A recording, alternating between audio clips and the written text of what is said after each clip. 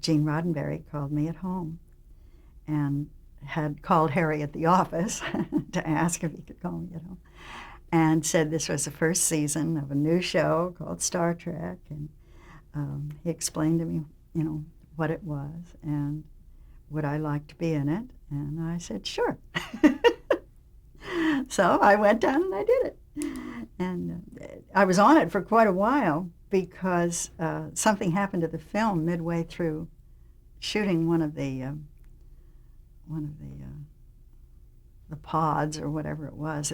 There was some kind of jaggedy thing running through all the film, and they'd already torn the set down, so they had to completely rebuild the set. But they were already shooting something else on that same stage, so they couldn't rebuild the set until they were finished shooting now what they were doing.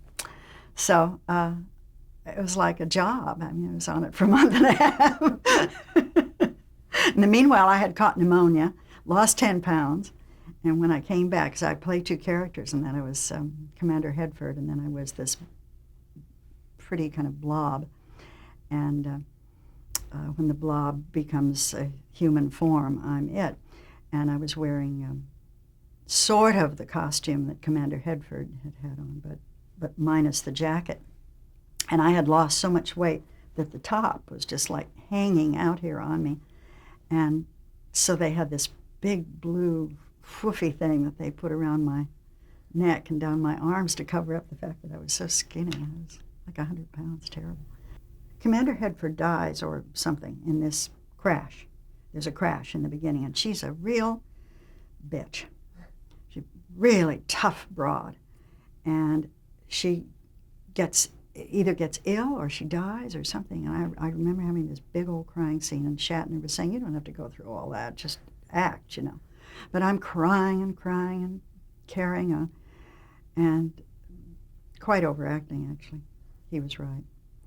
And this blob takes over my body, and I'm then sort of subsumed into this thing.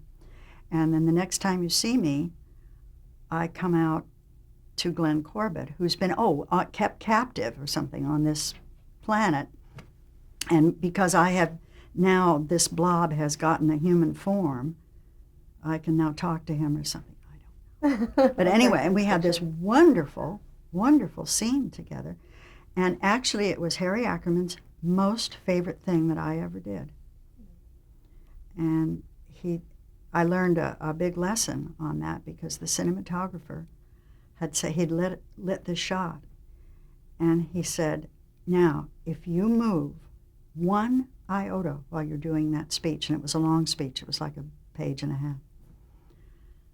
If you move one iota, I'm going to break your arm. No, he was kidding, but I'm not so sure. I said, but I have to move. I can't just. He said, just put your head up against that tree. I was sitting at a tree, and just say the speech and don't move. And I did. And it was a wonderful acting lesson because I had to do it all with my eyes. There was no bobbing of the head and no, tricks. And I was very, very happy with that. What was William Shatner like to work with? He was fun. He was tough. Very tough. Leonard Nimoy was fun. I loved watching him have his ears put on in the morning. That was great. All the guys were terrific. Bones was very funny, and they were sweet. Yeah, it was fun.